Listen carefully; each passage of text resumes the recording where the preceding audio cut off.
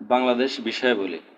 বিষয়ভিত্তিক model test 1/41। প্রাচীন বাংলার ভাগীরথী নদীর তীরে অবস্থিত ছিল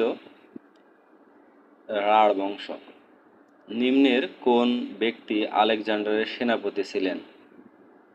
সেলিওকাস।